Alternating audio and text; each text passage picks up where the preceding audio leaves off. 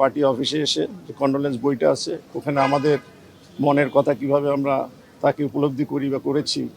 সেটাই প্রকাশ করা এবং তার পরিবারের প্রতি আমাদের সমবেদনা থাকবে সেটাও আমরা লিখেছি এবং আগামী দিনে হয়তো আমরা একটা সুন্দর বাংলাদেশ দেখতে পাবো আমাদের রাজনীতিবিদদের নেতৃত্বে, এটাও আমরা আশা প্রকাশ করি। তবে আজকে তেমন বেশি কিছু করার নাই, বিকজ সবাই মর্মাহত, বাংলাদেশ এখন শোকের মধ্যে দিয়ে যাচ্ছে এবং আমরা আশা করি যে তার পরিবার নিয়ারেস্ট অ্যান্ড ডিয়ারেস্ট যারা আছেন তারা এই শোক কাটিয়ে উঠবেন এবং আগামী দিন বা ভবিষ্যতের দিকে তাকিয়ে আমাদেরকে নিদর্শন দিবেন এবং আমাদের জন্য বাংলাদেশের সুন্দর বাংলাদেশ গড়ার যে প্রতিজ্ঞা রয়েছে সেটা তারা যেন করবেন এবং আমরা সাথে থাকব। নায়াসিনামাইড ও স্যালিসাইলিক সমৃদ্ধ লিলি ফেস ওয়াশ যা ফেসের ডেড স্কিন সেল দূর করে দেয় দ্বিগুণ ফাস্টার ব্রাইটেনিং। যে সেই অনুভূতি প্রকাশ করার জন্য টিভির মাধ্যমে তো আমরা প্রত্যেকটা টিভি দিনব্যাপী এবং এখনো পর্যন্ত অনেক টিভি ওনার স্মরণে আমরা প্রোগ্রাম করছি এবং আমরা সবাই শোকাহত, মর্মাহত এবং ওনার আত্মার মাগফিরাত কামনা করি। প্রেসিডেন্ট সাহেব তো যা বলার বলেছেন, সো আমরা আশা করব আল্লাহ তাআলা ওনাকে যেন জান্নাতবাসী করে এবং দেশ যেন ওনার যে